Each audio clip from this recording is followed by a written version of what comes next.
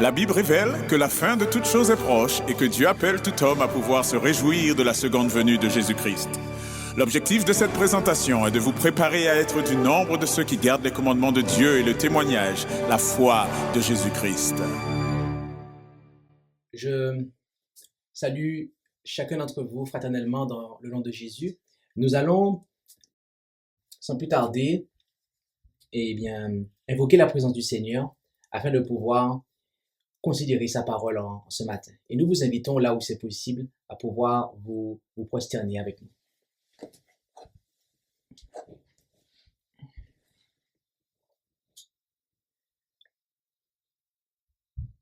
Notre Dieu, notre Père Céleste, merci pour ce doux privilège que tu nous accordes de pouvoir nous présenter en cet instant devant toi.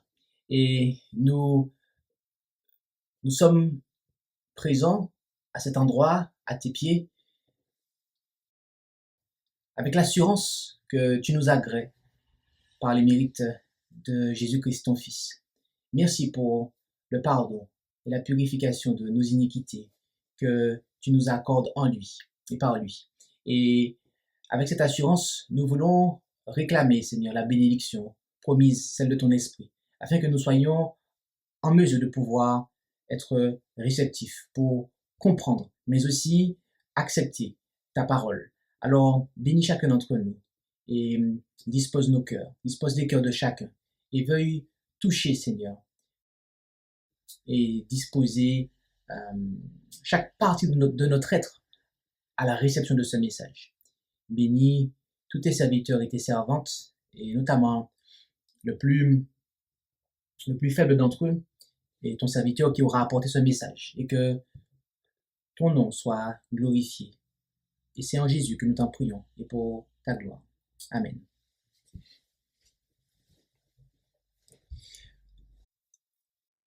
Dans cette deuxième présentation de notre série sur Ellen White, nous allons étudier l'esprit de prophétie et le témoignage de Jésus. Car depuis quelque temps, nous entendons des voix sur Internet qui se font l'écho de voix du passé, qui, abordent ce sujet de façon à disqualifier cette servante du Seigneur en rapport avec le don de prophétie.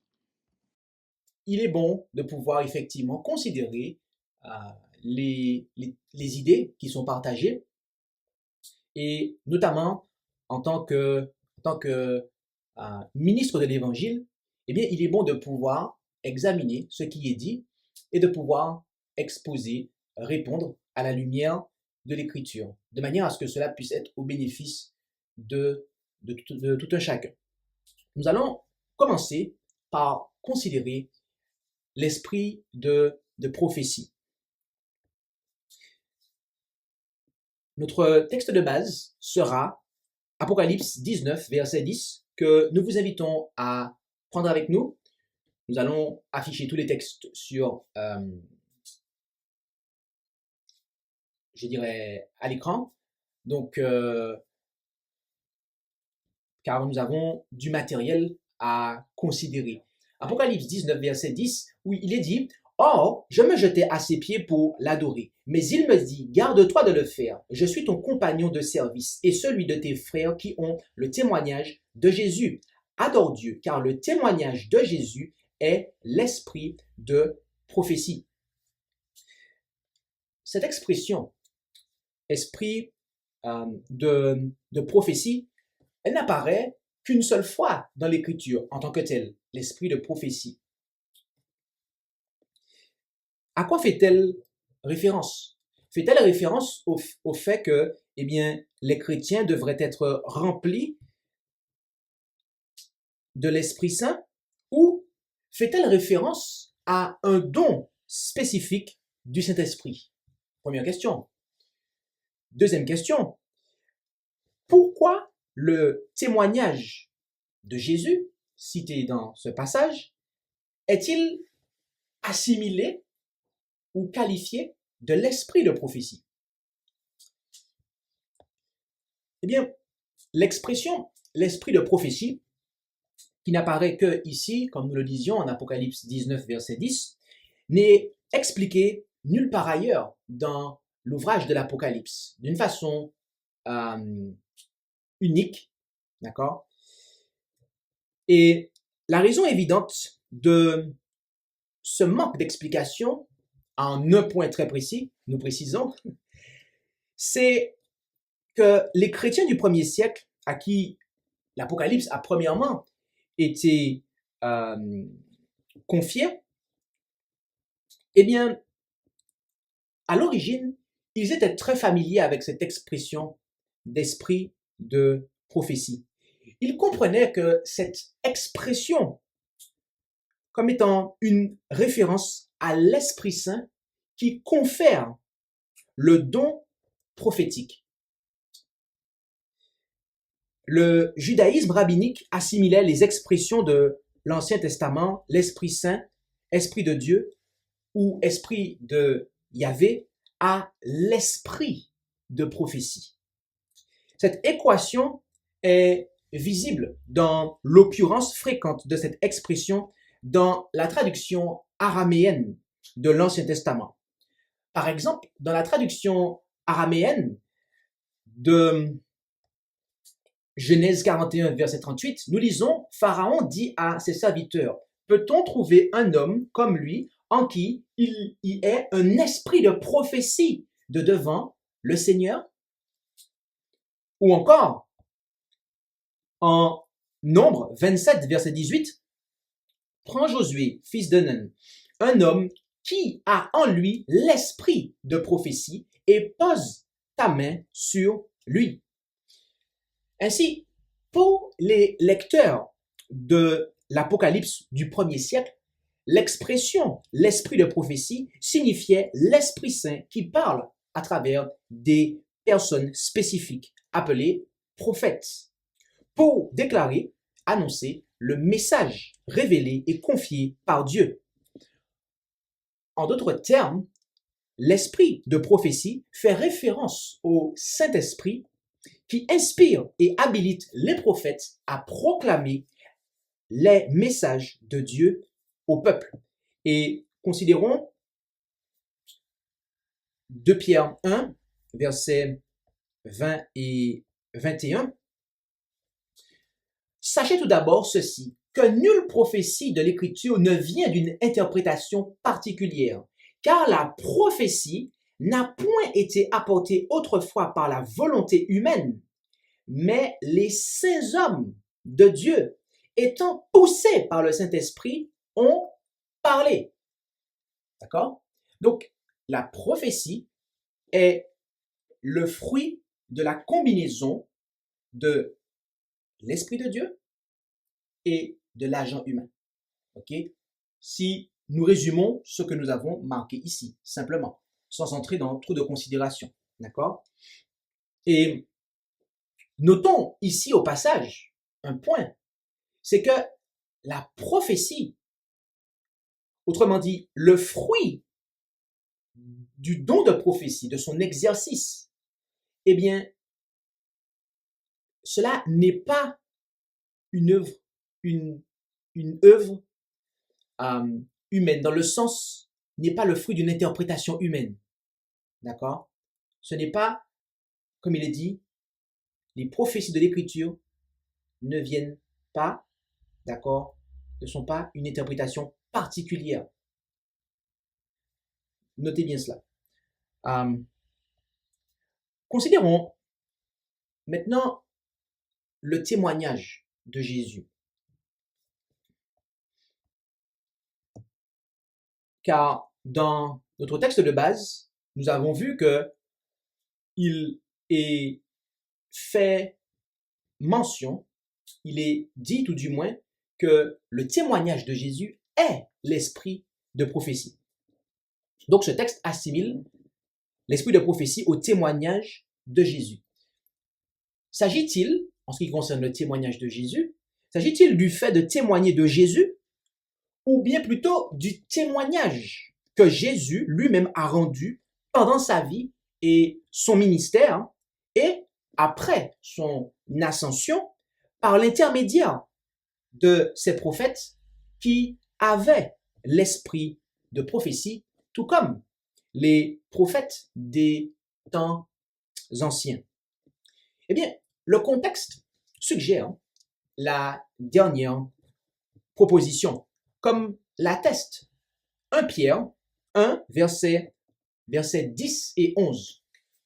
Versets 10 et 11, où il est dit: c'est de ce salut que se sont informés et enquis les prophètes qui ont prophétisé touchant la grâce qui est en vous, recherchant pour quel temps et quelle conjoncture l'Esprit de Christ qui était en eux et qui rendait témoignage d'avance leur révélait les souffrances de Christ et la gloire dont elles seraient suivies. Donc, nous voyons de manière très claire que les prophètes de tout temps, ils ont eu l'Esprit du Christ qui agissait en eux, d'accord? Et qui rendait témoignage. Donc, ce passage nous montre de manière assez claire que les prophètes avaient le témoignage de Jésus. Okay? Par ailleurs, en Apocalypse 1, versets 2 et 9, chapitre 12, verset 17 et chapitre 20, verset 4, l'expression témoignage de Jésus est chaque fois équilibrée de façon assez symétrique avec l'expression la parole de Dieu ou commandement de Dieu. En effet, prêtons attention à ça dans le premier passage cité, Apocalypse 1, versets 2 et 9, où il est dit « Lequel a rapporté la parole de Dieu et le témoignage de Jésus-Christ et tout ce qu'il a vu. » Verset 9, « Moi, Jean, votre frère, et qui est part avec vous à la tribulation et au règne et à la patience de Jésus-Christ, j'étais dans l'île appelée Patmos pour la parole de Dieu et pour le témoignage de Jésus-Christ. » Et encore, le deuxième passage que nous avons cité, Apocalypse 12, verset 17, où il est dit « Le dragon s'irrita contre la femme et s'en alla faire la guerre au reste de sa postérité, qui gardent les commandements de Dieu et qui ont le témoignage de Jésus-Christ. » Passage que nous allons considérer vers la fin de cette présentation plus en détail.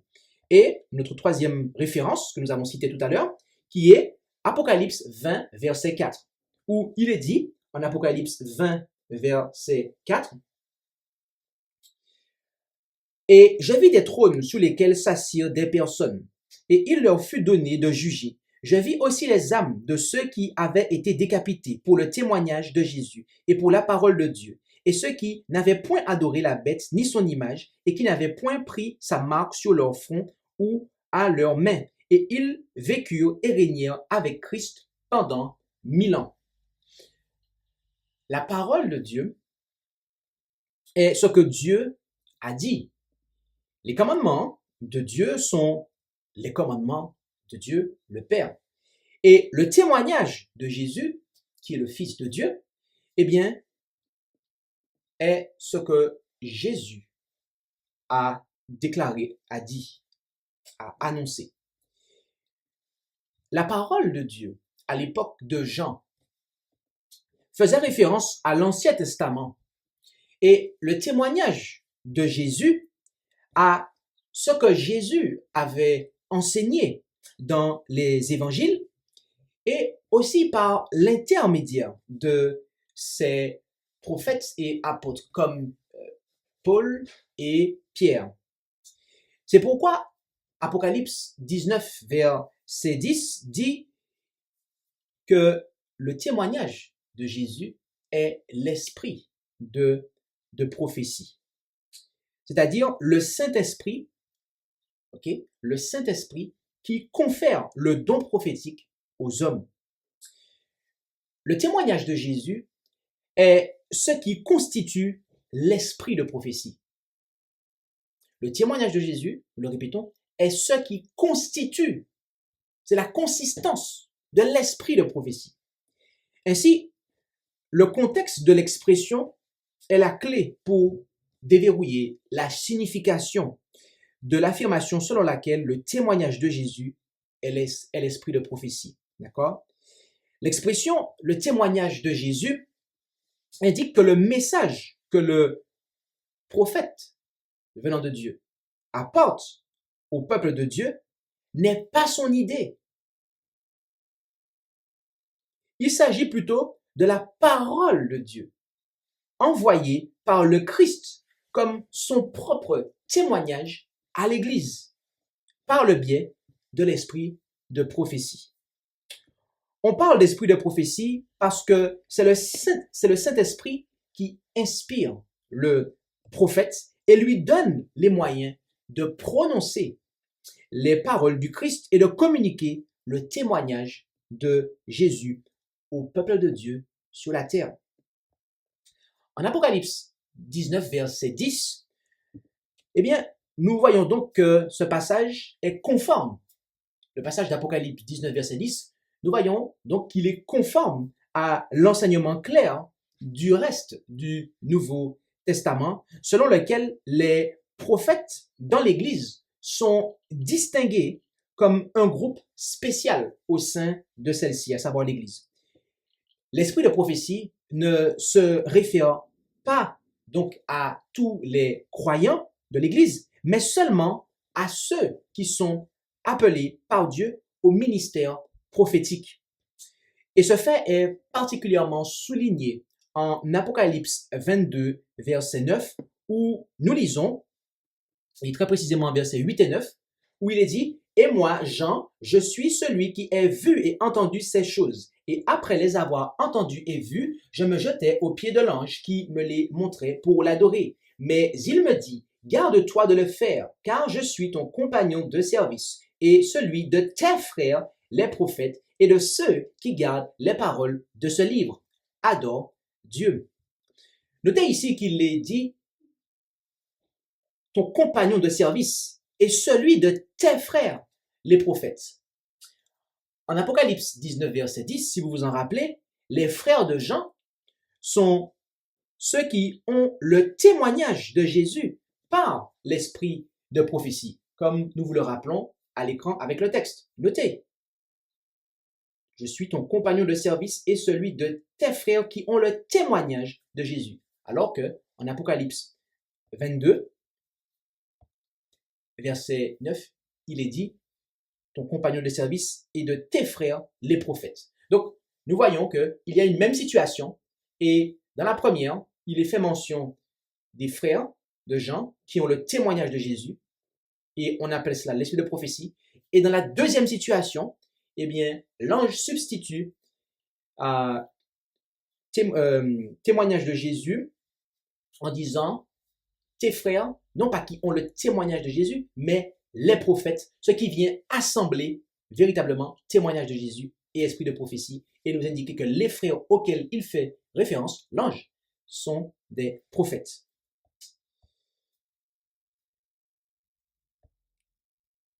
Et cette notion est encore, une fois de plus, confirmée avec Apocalypse 22, verset 6, où nous lisons « Il me dit ensuite, ces paroles sont certaines et véritables, et le Seigneur, le Dieu des saints prophètes, a envoyé son ange pour déclarer à ses serviteurs les choses qui doivent arriver bientôt. » Jean, le révélateur, celui qui nous a transmis cette révélation de Jésus-Christ, affirme dans ce texte être l'un des prophètes, comme Paul l'a été avant lui, car Paul avait aussi ce don de prophétie. Et il a une révélation spéciale, la parole de Dieu, de la part de Dieu lui-même.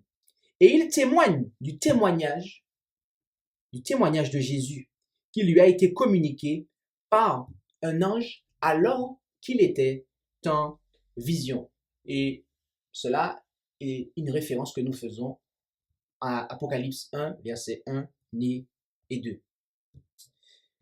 En effet, là nous lisons Apocalypse 1, 1 et 2, révélation de Jésus-Christ qu'il a reçu de Dieu pour montrer à ses serviteurs les choses qui doivent arriver bientôt et qu'il a fait connaître par l'envoi de son ange à Jean, son serviteur, lequel a rapporté la parole de Dieu et le témoignage de Jésus-Christ et tout ce qu'il a vu. Donc, il est clair que lorsque nous parlons de l'esprit de prophétie, nous faisons allusion au témoignage de Jésus qu'est qu'est, eh bien, l'action de son esprit dans la vie des prophètes et qui a inspiré leur ministère afin qu'ils puissent parler de sa part. Et lorsque ces prophètes ont agi de la sorte, l'œuvre de leur ministère, le fruit de leur ministère en matière de déclaration, cela n'est pas leur idée qu'ils ont transmise, mais ce sont les paroles de Dieu qu'ils ont transmises. Je vous invite à bien garder ça à l'esprit. Maintenant, qu'en est-il du don de prophétie au dernier jour? La Bible nous enseigne-t-elle que ce don disparaîtra au dernier jour? Est-ce que la Bible nous enseigne que ce don se termine avec Jean sur l'île de Patmos et qu'après, il n'y en a plus? Voyez-vous, Jean le révélateur n'a jamais exprimé être le dernier des prophètes, et bien au contraire. Les apôtres ont indiqué aux croyants que ce don sera présent dans l'Église jusqu'à la fin. En effet, en Actes 2, versets 16 à 21, nous lisons « Mais c'est ici ce qui a été prédit par le prophète Joël. Il arrivera dans les derniers jours, dit Dieu, que je répandrai de mon esprit sur toute chair. Vos fils et vos filles prophétiseront, vos jeunes gens auront des visions et vos vieillards auront des songes. Et certes, dans ces jours-là, je répandrai de mon esprit sur mes serviteurs et mes servantes et ils prophétiseront. » Et nous vous invitons à comparer avec Joël 2, versets 27 à 31, depuis lequel Acte 2, 16 à 21 est cité. Il est vrai que Acte 2, 16 à 21 est cité par l'apôtre pour faire référence et pour expliquer ce qui s'est passé dans la chambre haute, à savoir l'effusion du Saint-Esprit. Et il cite Joël en disant que les derniers jours, mais nous sommes encore vivants, vous et moi. Ne sommes-nous pas plus aux derniers jours que ne l'étaient les apôtres? Oh oui, nous sommes plus aux derniers jours que ne l'étaient les apôtres. Donc ce texte est encore valable. Et donc nous devons nous attendre à ce qu'il y ait ce don qui soit présent. Un autre témoignage est celui qui a été rendu par Paul.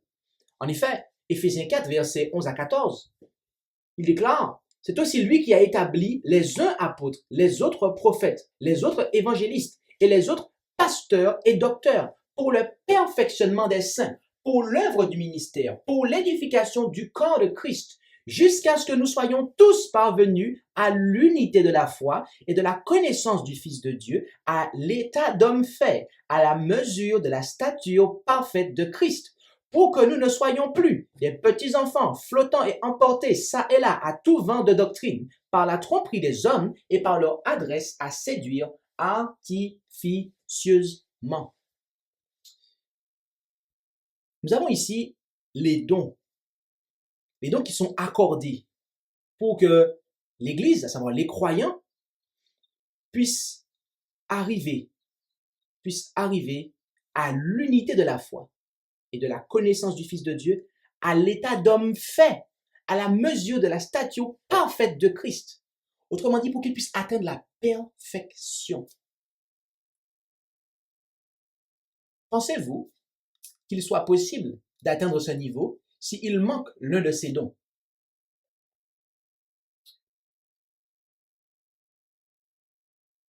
Je pense que la réponse est assez claire. Beaucoup n'ont pas de problème à ce que dans l'Église, il y ait des docteurs, des gens qui enseignent la doctrine, des enseignants, autrement dit, ou des pasteurs, qui sont d'ailleurs reconnus dans beaucoup de communautés comme étant les leaders spirituels de la congrégation. Mais notez que Paul, ici, dans son classement des dons spirituels, ne place pas les pasteurs en première position.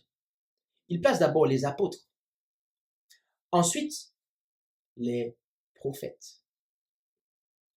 Oui, les prophètes viennent en deuxième position dans le classement qu'il nous donne. C'est dire l'importance qu'il faut, en tant que croyant, accorder au don de prophétie. Et c'est dire combien ceux qui se nomment pasteurs doivent s'accorder avec ce don lorsqu'il se manifeste. Car autrement, cela vient invalider leur ministère.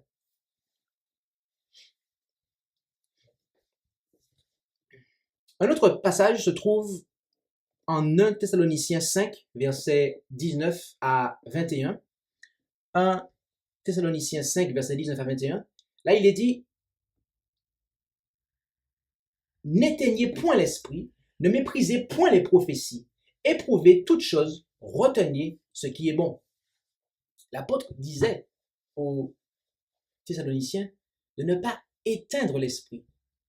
Autrement dit, ne pensez pas que l'esprit cessera d'agir. Or, c'est ce que nous faisons lorsque nous pensons qu'il n'y aura plus de prophètes. Nous sommes en train d'éteindre l'esprit.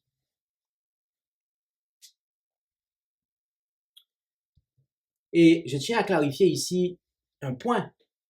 C'est que beaucoup pensent que lorsque quelqu'un est à ce don, lorsque quelqu'un voit sa vie être, son ministère être caractérisé par l'appel prophétique, eh bien que des choses qu'il va dire peuvent être prises et d'autres doivent être laissées. Parce que, disent-ils, c'est ce qui est marqué là. Il nous faut éprouver, examiner et retenir ce qui est bon dans ce que l'individu dit, et ce qui est mauvais, on le laisse. Mais mes amis, ce n'est pas du tout ce que l'apôtre est en train de déclarer ici. Et si vous avez pensé cela jusqu'à présent, vous avez fait fausse route. Et je vous le dis de manière claire et nette. Il parle ici de prophétie. Qui dit prophétie dit prophète. Du moment qu'un prophète vous annonce un certain pourcentage de vérité, mais qu'il y a un pourcentage d'erreur, et que ce pourcentage d'erreur a été présenté par ce prophète comme étant la vérité, c'est que ce prophète doit être mis de côté. Et voilà ce que l'apôtre voulait dire. Ce n'est pas, on prend ce qui est bon chez lui et on rejette ce qui est mauvais. Il dit d'examiner et de retenir ce qui est bon. Donc, on retient ce qui est bon. Et ce qui est bon là, il s'agit de prophéties. Et ce sont des prophéties qui ont été apportées par des prophètes. Par contre, quand on va rejeter ce qui est mauvais, ce sont de mauvaises prophéties et avec les prophètes qui les ont apportées. Que cela soit clair.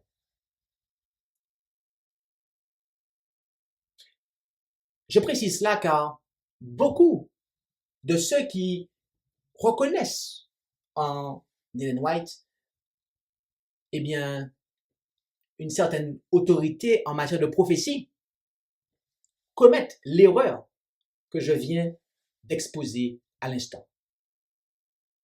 C'est-à-dire que pour eux, il y a des choses qu'il faut retenir et d'autres qu'il faut laisser. Et c'est là une grave erreur. Car c'est soit son ministère est inspiré, soit il ne l'est pas. Car voyez-vous, Satan est un ange de lumière. Satan est un ange de lumière. Donc on ne peut pas se contenter d'accepter quelqu'un qui se présente comme ayant une inspiration particulière, alors qu'il y a un pourcentage d'erreur dans ce qui est dit. Cela n'a pas de sens. Et je déclare cela au bénéfice des croyants adventistes qui, jusqu'à présent, ont fait le filtre, ont fait le tri dans les écrits de Sir White. C'est une terrible erreur que d'agir de la sorte. Elle est aussi terrible que de rejeter totalement son ministère comme étant inspiré. Car en faisant cela, on se berce d'illusions. Oui, je l'accepte. Mais au final, oui, mais il y a ça, c'est pas bon, ça c'est pas bon. C'est soit son ministère est inspiré, soit il ne l'est pas. À vous de choisir. Il n'y a pas de demi-mesure en fait. C'est soit son ministère est inspiré, soit il ne l'est pas. Et ce pour tout prophète, pour toute personne ayant été appelée à ce ministère. Fin de la parenthèse. Ainsi, des hommes ayant exercé le ministère prophétique, comme nous l'avons vu, eh bien, ils ont clairement indiqué que ce ministère se poursuivra dans l'Église après le 1er siècle. Bien que Dieu ait pu se révéler à des individus tout au long de l'ère chrétienne, Apocalypse 12, verset 17 indique clairement que le reste du peuple de Dieu à la fin des temps se caractérise par le fait qu'ils gardent les commandements de Dieu et qu'ils ont le témoignage de Jésus. En effet, en Apocalypse 12, 17, il est dit: le dragon s'irrita contre la femme et s'en alla faire la guerre au reste de sa postérité qui gardent les commandements de Dieu et qui ont le témoignage de Jésus-Christ. Autrement dit, on sait que c'est l'esprit de prophétie. Notez une chose intéressante ici. C'est que ce passage est à mettre en parallèle avec Apocalypse 14, verset 12, où il est dit que les saints sont ceux qui gardent les commandements de Dieu et la foi de Jésus-Christ. La différence ici, en plus de la foi, Apocalypse 14, verset 12, nous parle de la foi et non pas du témoignage, ce qui est quelque chose d'assez différent, bien que pas très éloigné du témoignage. Eh bien, il est précisé ici qu'ils ont le témoignage. On ne dit pas qu'ils gardent les commandements de Dieu et le témoignage de Jésus, bien que ce soit le cas, mais on précise qu'ils gardent les commandements de Dieu et ont le témoignage de Jésus. Et lorsque vous étudiez ce terme, le terme qui est traduit par « ont » ici, le terme grec, eh bien, vous verrez que la signification, en fait, dans ce contexte, c'est qu'ils en disposent, en fait. C'est que ce don est présent parmi eux et se manifeste. Donc, ce passage, à lui seul, vient expliquer, en plus de tout ce que nous avons dit, que à ce moment-là de l'histoire de l'Église se manifestera le don de prophétie comme au temps d'autrefois. Et que cela sera disponible, présent parmi le peuple à ce moment-là. Mais quand ce moment-là commence-t-il?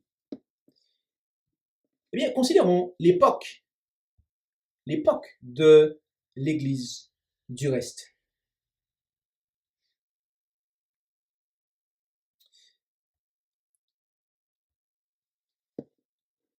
Lisons Apocalypse 12, versets 13 et 14, où il est dit: « Or, quand le dragon vit qu'il avait été précipité en terre, il poursuivit la femme qui avait enfanté le fils. Mais deux ailes du grand aigle furent données à la femme pour qu'elle s'envolât au désert en son lieu, où elle fut nourrie un temps et des temps et la moitié d'un temps, loin de la présence du serpent.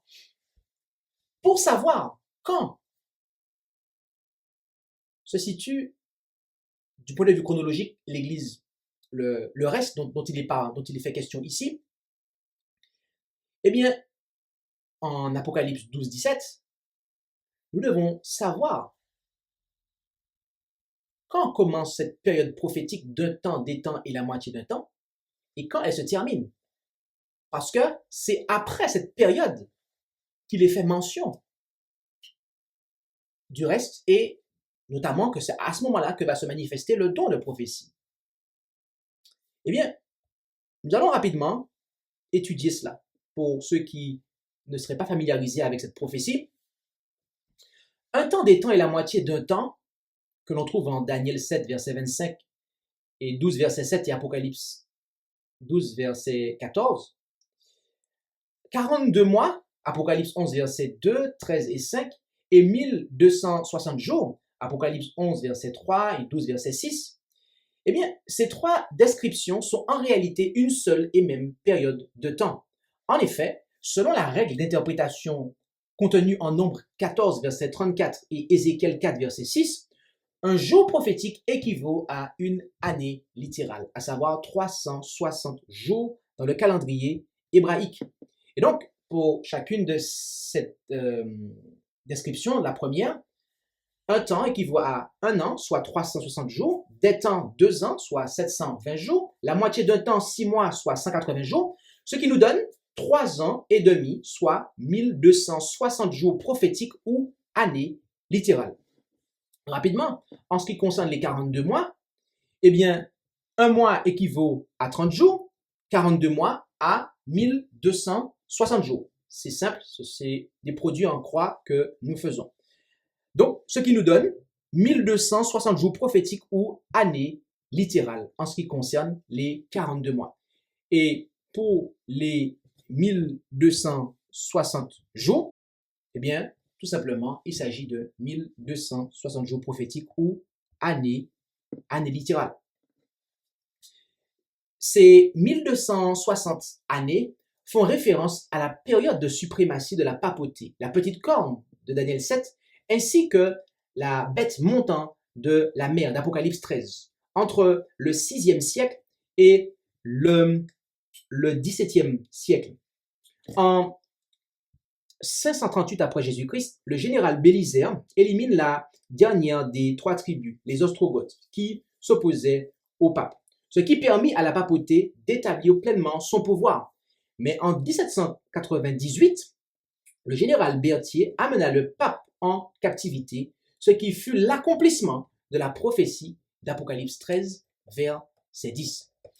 Donc, ces 1260 années, un temps, des temps et la moitié d'un temps, commencent en 538 et terminent en 1798, date à laquelle commence, non pas la fin des temps, mais très précisément le temps de la fin, comme cela est déclaré en Daniel. Le livre de Daniel nous parle du temps de la fin, et c'est à ce moment-là que commence ce temps de la fin, à savoir le dernier segment de temps de l'histoire. De ce fait, lorsque Apocalypse 12, 17 nous parle, nous dit que le reste, ils gardent les commandements de Dieu et ils ont le témoignage de Jésus, eh bien, cela fait, il nous faut compter à partir de cette période-là. À ce moment-là, Dieu va susciter un peuple dont la caractéristique sera qu'ils garderont les commandements de Dieu. Lesquels est-ce? Eh bien, les 10 paroles, les 10 commandements. Mais qu'aussi, en leur sein sera manifesté le don de prophétie. Apocalypse 10, versets 10 et 11 est également digne d'intérêt. En effet, il est dit, et je pris le petit livre de la main de l'ange et le dévorai.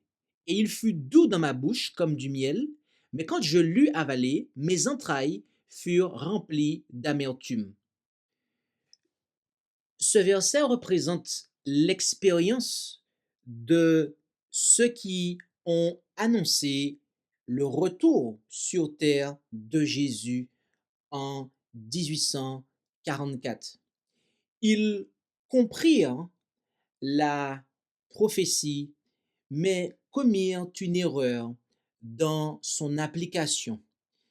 De ce fait, il en résulta un désappointement qui avait été annoncé dans ce passage. La proclamation du retour de Jésus, eh bien, est représentée ici comme quelque chose qui fut doux à leur bouche. Mais quand le matin du 22 octobre 1844 arriva et que Jésus n'était pas là comme il l'avait espéré, et je précise qu'il n'était pas là sur terre comme il l'avait espéré, alors ils furent remplis d'amertume. Et le verset 11 poursuit en disant à ce groupe de personnes, alors il me dit, en parlant à Jean qui représente ce groupe de personnes, il faut que tu prophétises encore sur un grand nombre de peuples et de nations et de langues et de rois. Ici, le mandat est donné à celles et ceux qui ne renièrent pas leur foi ainsi que leur expérience, malgré ce désappointement, eh bien, de poursuivre cette œuvre d'enseignement auprès du monde entier, et très précisément la proclamation du message des trois anges. Et bien que ici le verbe prophétise, il faut que tu prophétises, fasse allusion à l'enseignement, la proclamation du message prophétique, dans le sens, le fait de parler de la part de Dieu, rappelons-nous que ce peuple, il garde les commandements de Dieu ainsi que le témoignage de Jésus qui est le don de prophétie.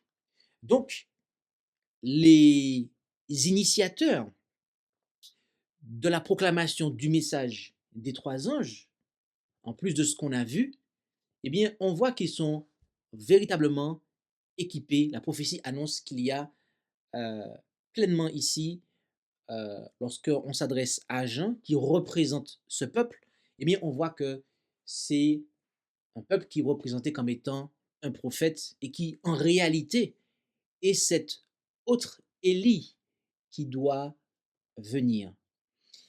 Cela est important, car aujourd'hui encore, malheureusement, il y a de ceux qui renient la foi adventiste. Je parle de la véritable, car il y a une fausse foi adventiste, malheureusement. Je, je parle de ceux qui, malheureusement, renient la véritable foi adventiste du septième jour et qui ne comprennent pas cela. Et ces versets-là qui sont affichés, Apocalypse 10, versets 10 et 11, eh bien, à eux seuls viennent montrer que l'adventisme du septième jour, le véritable adventisme du septième jour, celui qui est historique, eh bien, est appelé de Dieu, suscité par Dieu. C'est pour cela que je suis heureux et je rends grâce à Dieu du fait que je sois un adventiste du septième jour, car cela est un appel du Seigneur. C'est un appel auquel l'on répond, un appel prophétique qui est annoncé ici, qui a été et que Dieu a lancé ici, et une invitation à annoncer un message particulier arrivé à ce temps-là. Parlons un peu du don de prophétie et du genre. Il est évident en outre que le don de prophétie n'était pas limité aux hommes, que ce soit dans l'Ancien Testament ou dans le Nouveau, car il y avait des prophétesses telles que Déborah, Hulda et les 4 filles de Philippe, comme nous pouvons le lire, premièrement en Juges 4, verset 4. En ce temps-là, Déborah, prophétesse, femme de Lapidoth, jugeait Israël. De Chroniques 34, verset 22, nous dit également, Ilkija et ceux que le roi avait désignés allèrent vers Hulda, la prophétesse, femme de Shallum, fils de Tokaf, fils de Hasra, gardien des vêtements, etc., etc. Donc, là encore, prophétesse, femme. Acte 21, 8 et 9. Le lendemain, Paul et nous qui étions avec lui, étant partis, nous vînmes à Césarée et étant entrés dans la maison de Philippe l'évangéliste, qui était l'un des 7 diacres, nous logeâmes chez lui. Il avait 4 filles vierges qui prophétisaient. Donc, le don de prophétie n'est pas limité au genre masculin.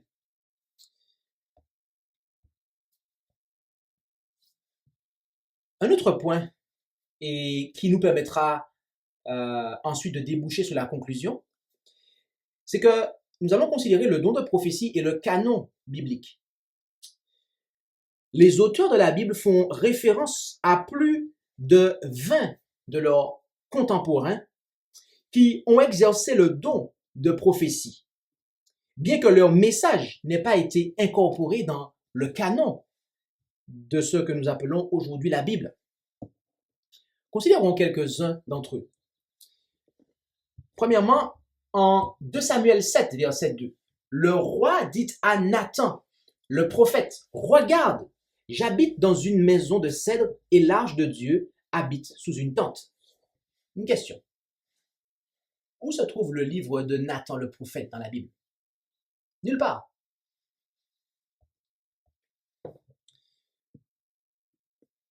De Chroniques 9, verset 29.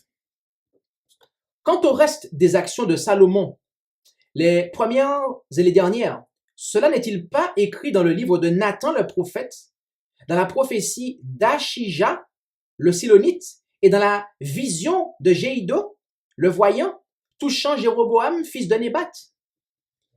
Dites-moi, où se trouve dans nos Bibles le livre d'Achija ou de Jéhido? Nulle part. Nous ne les avons pas. Un autre passage. Acte 11, versets 27 et 28. En ce temps-là, des prophètes descendirent de Jérusalem à Antioche.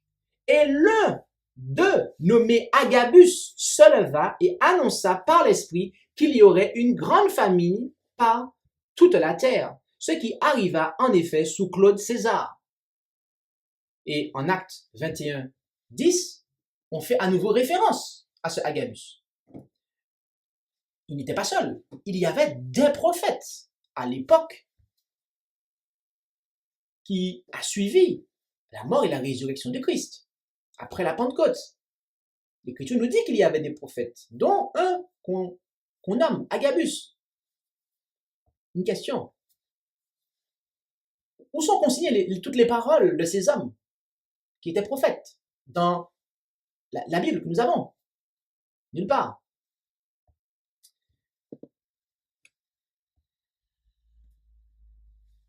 Pourquoi toutes les paroles de ces prophètes ne sont-elles pas contenues dans la Bible?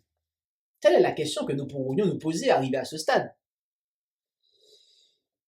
Eh bien, une grande partie de la réponse se trouve peut-être, pour ne pas dire certainement, en Jean 21, verset 25. Jean, l'évangile selon Jean, chapitre 21, verset 25, où il est dit, « Il y a encore beaucoup d'autres choses que Jésus a faites, et si elles étaient écrites en détail, je ne pense pas que le monde même pût contenir les livres qu'on en écrirait. Amen. » Jésus a exercé son ministère pendant 3 ans et demi. On pourrait comprendre qu'il s'agit ici de ces 3 ans et demi de ministère. Mais on pourrait également comprendre qu'il s'agit de ces 33 ans et quelques d'existence sur la terre.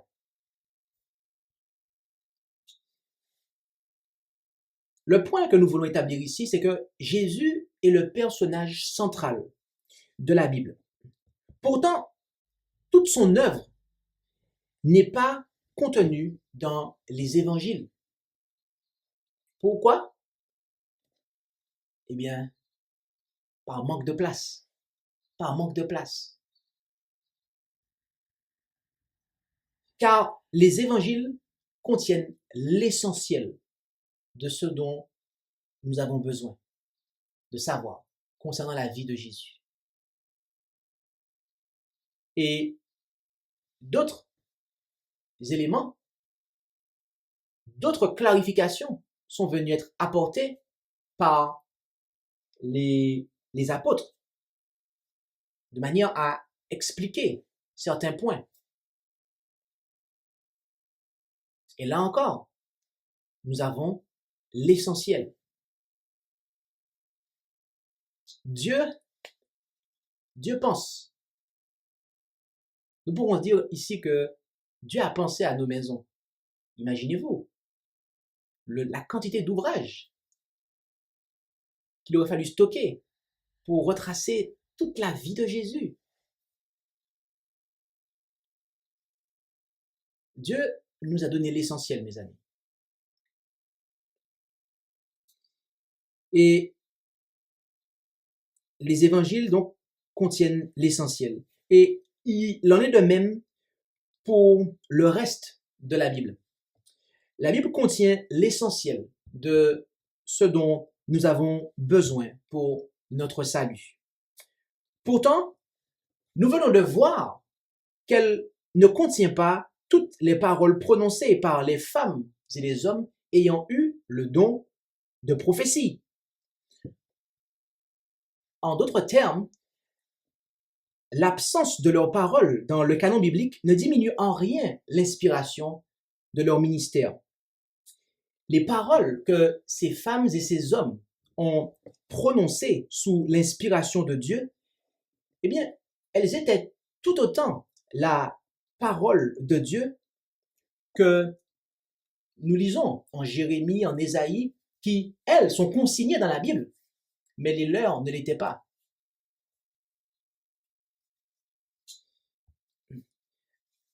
Ceux qui aiment à diminuer l'inspiration d'Ellen White, étant donné que ces écrits ne sont pas dans le canon biblique, feraient mieux de prêter attention aux paroles suivantes. 1 Corinthiens 14, verset 32. Les esprits des prophètes sont soumis aux prophètes. Nous disons cela car parfois,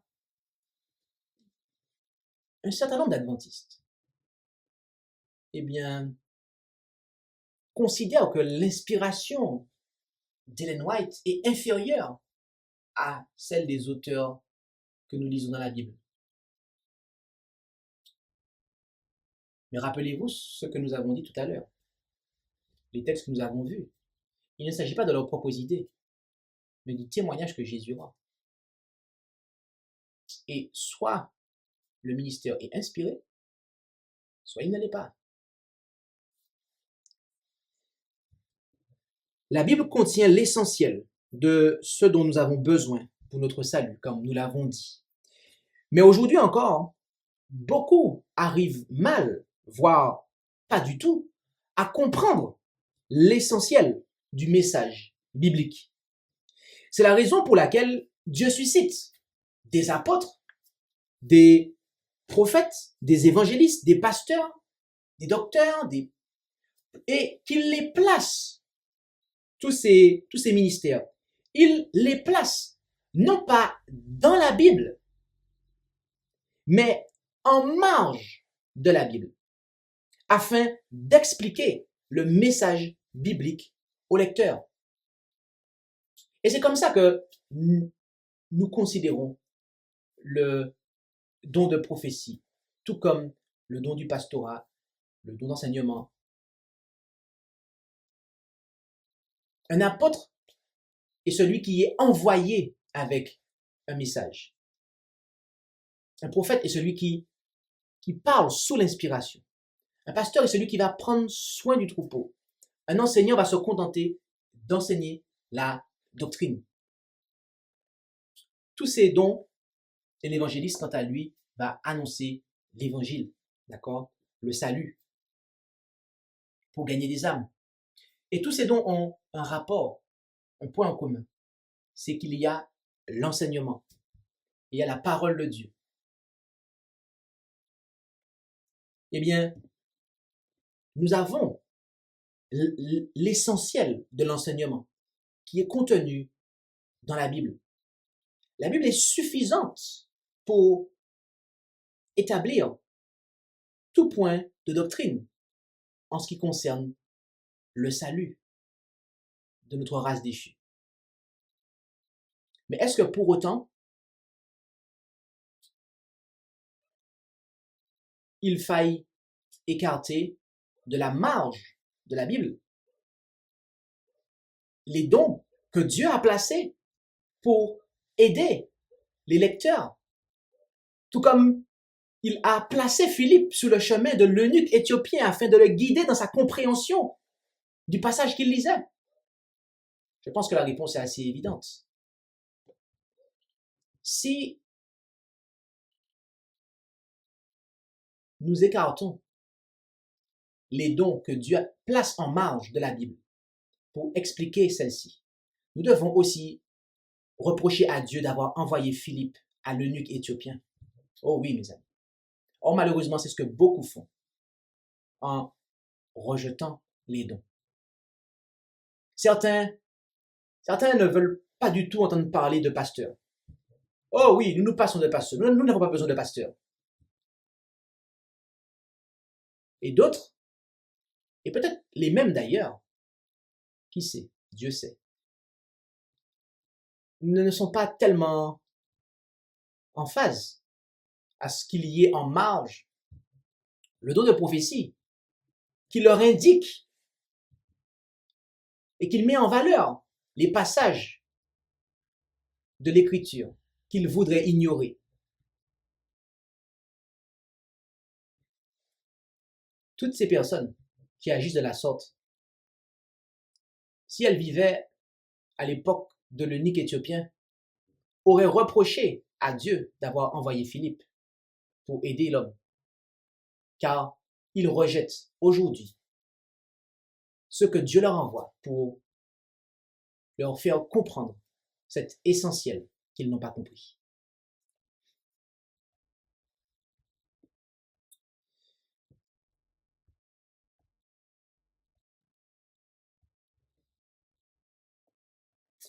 Rendons-nous en Ésaïe 8, verset 20. Là, il est dit, à la loi et au témoignage. Et si le peuple ne parle pas ainsi, point d'aurore pour lui. Ici, le Seigneur nous fait comprendre que si nous ne prêtons pas attention à la loi, cela fait référence aux écrits de Moïse, desquels font partie ou ont été retranscrits les 10 commandements, qui sont l'écriture même de Dieu, et le témoignage des prophètes. Si nous ne prêtons pas attention à ces conseils, c'est-à-dire que si nous marchons sur une voie et que Dieu suscite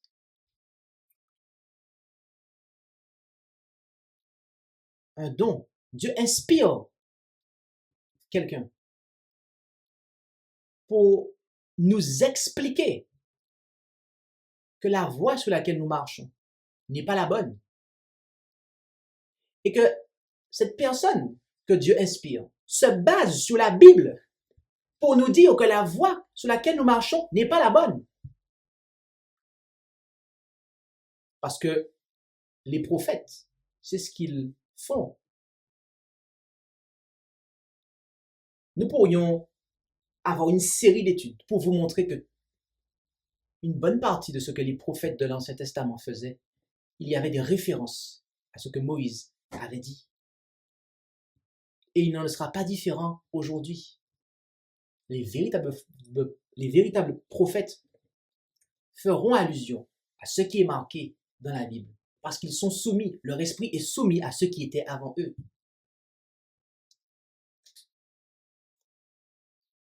Eh bien, si nous ne prêtons pas attention, nous ne pourrons pas, mes amis, voir la lumière resplendir sur nous. Nous ne pourrons pas arriver à la connaissance de la vérité si nous éteignons l'esprit, si nous négligeons le témoignage de Jésus, qu'est l'esprit de prophétie. Et la raison pour laquelle beaucoup aujourd'hui négligent, c'est parce qu'ils sont décrits. C'est pour cette raison est décrite par Jésus en Jean 7, verset 17, que je vous cite. Si quelqu'un veut faire la volonté de Dieu, il connaîtra si ma doctrine est de Dieu ou si je parle de mon chef. Celui qui désire sincèrement faire la volonté de Dieu, autrement dit, sera éclairé par Dieu et sera capable d'évaluer convenablement les affirmations d'autrui, notamment ceux qui viennent à lui pour l'enseigner. La condition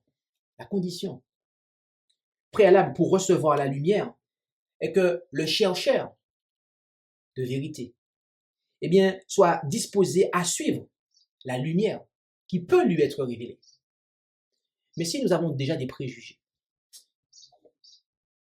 ou si nous n'avons pas envie de faire la volonté de Dieu à 100%, mais juste à 99%, et que nous voulons garder une petite parcelle pour nous, nous ne serons jamais en mesure de pouvoir juger objectivement si ce qui nous est présenté est la vérité ou pas. Jamais.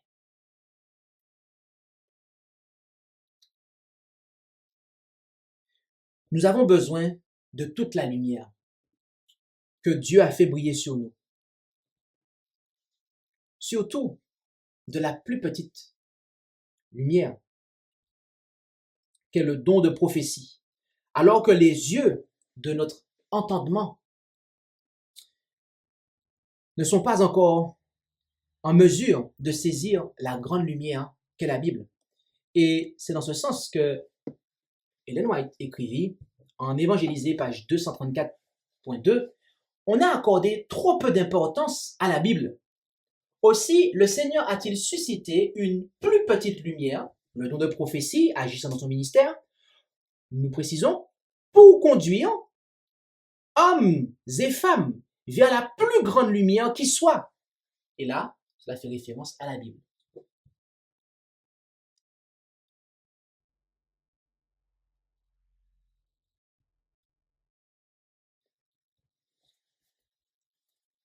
Nous avons besoin de toute la lumière, mes amis. Lequel d'entre vous, s'il a ses yeux qui ne sont pas encore en mesure de pouvoir être exposés au soleil, du fait qu'il est resté trop longtemps dans une cave, rejettera l'aide d'une petite lumière qui l'aidera et le préparera à se rendre dehors afin de pouvoir supporter la lumière du soleil. Lequel d'entre vous? Si vous voulez vraiment sortir de votre cave dans laquelle vos yeux ont été habitués aux ténèbres. Vous ne rejetteriez jamais l'aide d'une petite lumière qui vous aidera et vous préparera à pouvoir vous tenir dehors à la lumière du soleil, la plus grande lumière que notre planète connaisse. Eh bien, c'est la même chose en ce qui concerne le don de prophétie. Et c'est exactement comme ça que nous le percevons.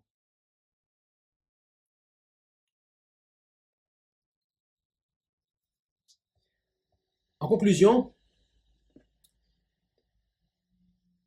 Apocalypse 19, verset 10, ainsi qu'Apocalypse 22, versets 6 et 9, donnent au peuple de Dieu qui vit dans les derniers jours de l'histoire de la terre l'assurance que Dieu prendra soin de lui et le guidera par l'intermédiaire du Saint-Esprit agissant sur eux et sur ceux qui sont appelés à la fonction prophétique, comme ce fut le cas pour le peuple de Dieu autrefois. Cependant, ce n'est pas seulement la manifestation du don prophétique en leur sein, mais aussi leur fidélité au message prophétique qui sépare le peuple de Dieu des infidèles au moment de la fin des temps. Oui, car nous pouvons disposer de quelque chose, mais le rejeter. Les Juifs disposaient à une certaine époque de la présence de Jésus. Mais qu'en ont-ils fait? Ils ont tout fait pour l'éliminer.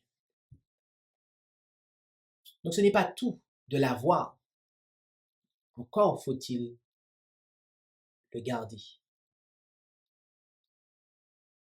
Car on ne peut pas dire vraiment que vous avez quelque chose si en réalité vous le rejetez.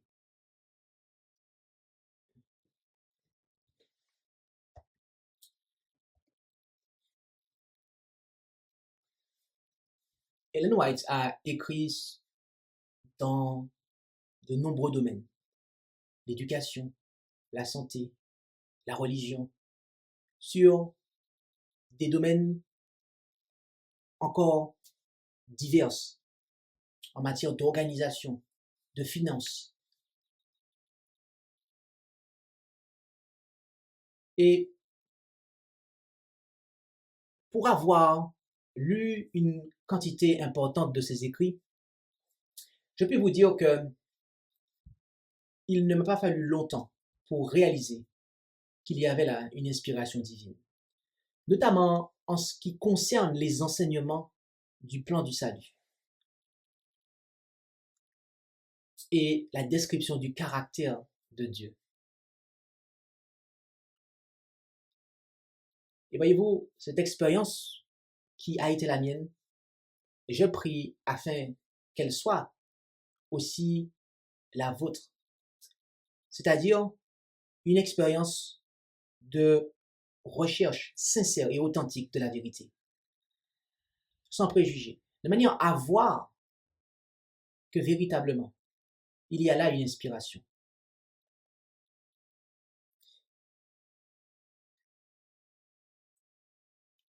En conclusion, que dirons-nous? J'aimerais amener votre attention sur 2 Chroniques, chapitre 20, verset 20, où il est dit ici: « Puis le matin, ils se levèrent de bonne heure et sortirent vers le désert de Tekoa. Et comme ils sortaient, Josaphat se tint là et dit: Juda et vous, habitants de Jérusalem, écoutez-moi, croyez en l'Éternel votre Dieu et vous serez en sûreté. Croyez en ses prophètes et vous réussirez. » Bien-aimés, personnellement, j'ai pris la décision de réussir ma vie avec l'aide de Jésus-Christ. Et pour cela, je ne compte rien rejeter de ce que Jésus-Christ désire me confier pour réussir ma vie. Et c'est pour cela qu'ayant reconnu son action dans le ministère d'Ellen White, eh bien, j'ai résolu de pouvoir accepter cela comme étant l'œuvre de Dieu. Et c'est ce à quoi je vous invite également. Si vous désirez réussir votre vie, à prêter attention aux conseils inspirés. Car Dieu nous aime tellement qu'il nous aime tellement qu'il nous a donné son Fils unique engendré, afin que quiconque croit en lui ne périsse point, mais qu'il ait la vie éternelle. Et il nous a donné tout le ciel avec son Fils. Et nous ne pouvons pas, si nous voulons répondre à cet amour, nous ne pouvons pas rejeter une partie de ce que le ciel a pour nous. Notamment le don de prophétie, quand il se manifeste. Puisse Dieu nous aider dans nos recherches et puisse nos cœurs sincères et désireux de connaître et de faire la volonté de Dieu, quelle qu'elle soit, eh bien, puisse être conduit sur un chemin totalement éclairé du début à la fin. Que Dieu nous bénisse tous. Amen. Je vous invite à pouvoir prier afin de conclure.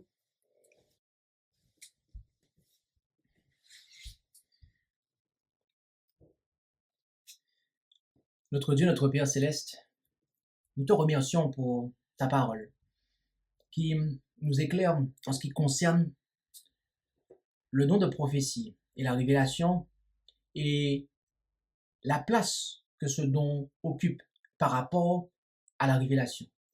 Et nous te remercions, tendre Père céleste, de nous avoir donné Jésus pour notre salut.